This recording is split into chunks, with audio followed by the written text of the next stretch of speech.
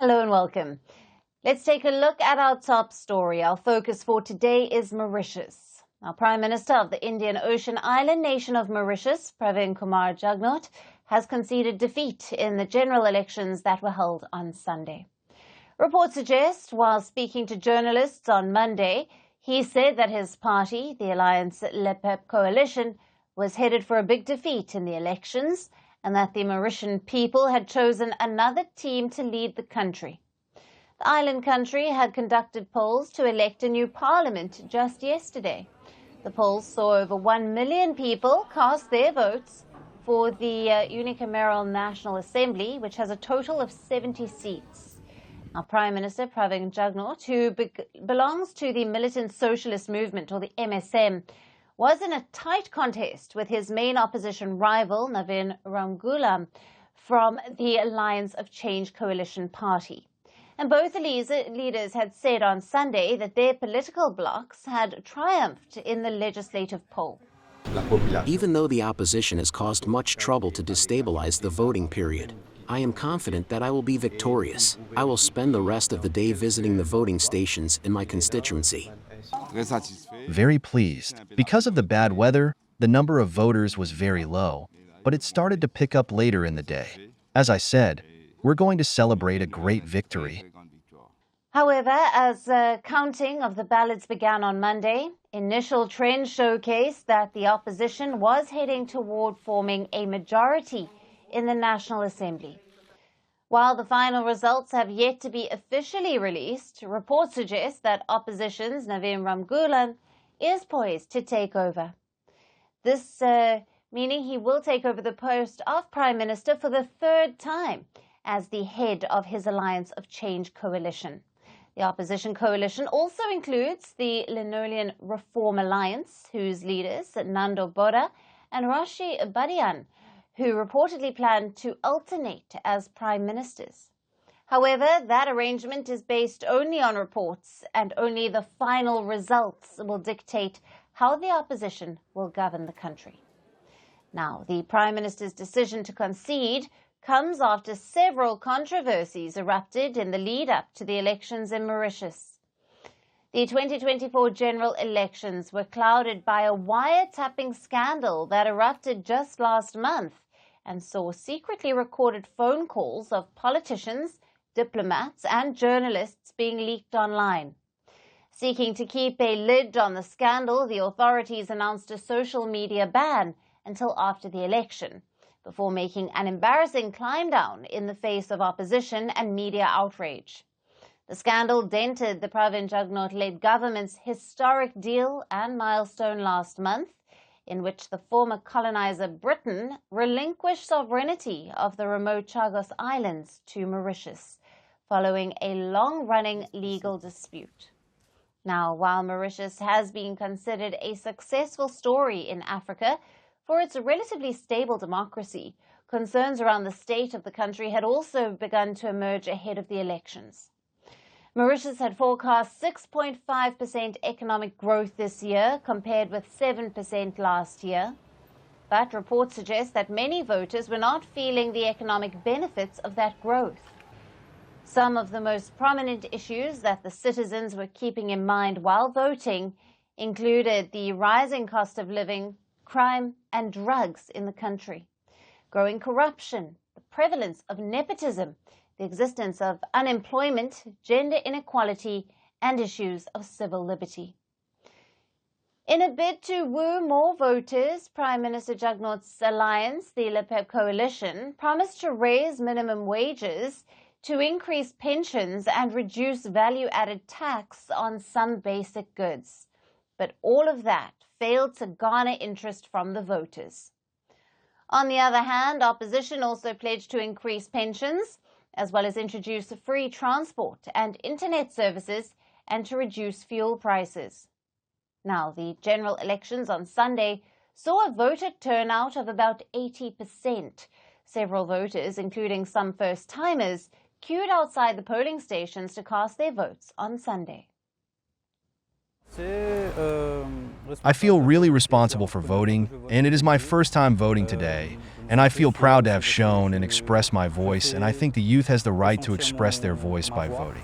So it's my first time voting, and I'm very happy to have the chance to be able to have my vote count, and I hope that everyone here in Mauritius is going today to vote. I have voted today to do my job as a citizen, and I think that we need a change in the country.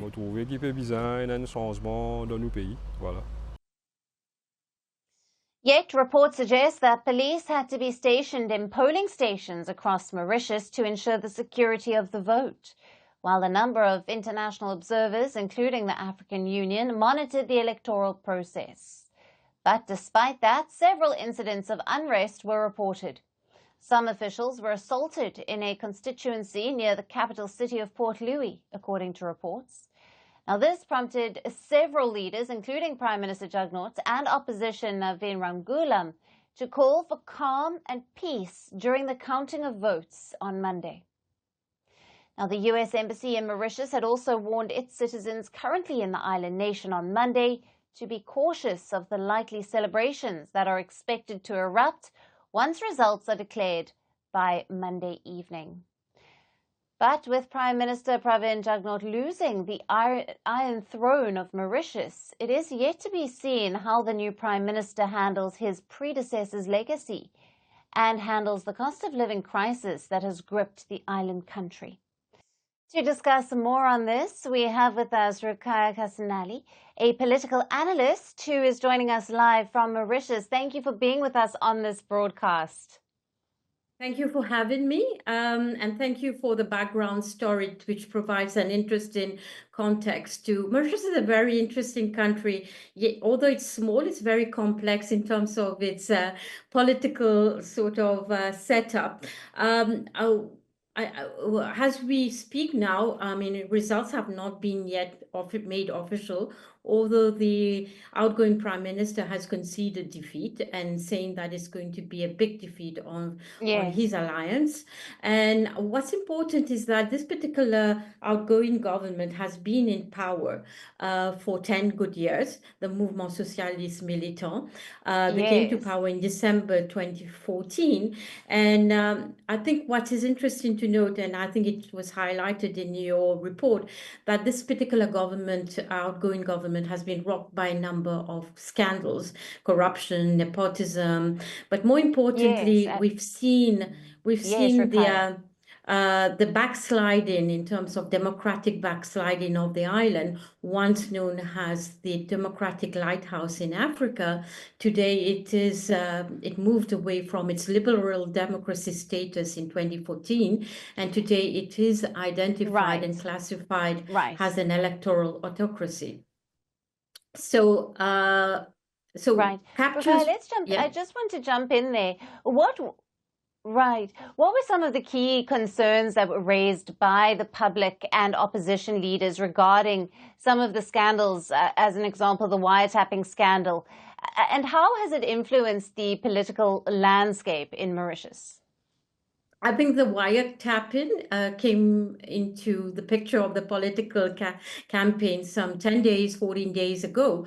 And it was a game changer, I must say, because initially it was dismissed as, and the Prime Minister mentioned that it was doctored by artificial intelligence. A lot of people were questioning the veracity or the authenticity.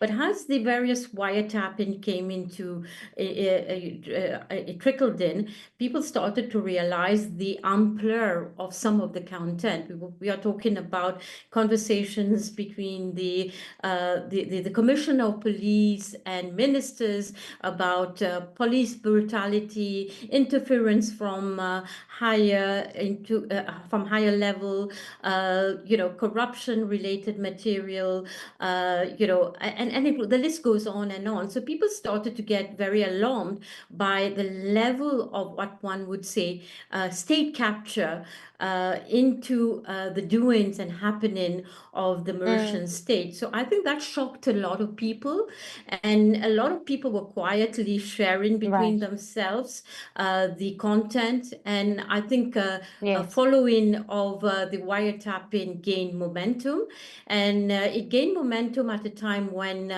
on the 1st of November, there was a social ban that was imposed. And that social ban was imposed when, the wiretapping content gained a lot of traction. And a lot of Mauritians, young Mauritians especially, felt extremely concerned about the social ban, because they felt directly concerned that their digital, civil, and political liberties and rights were being reined in massively.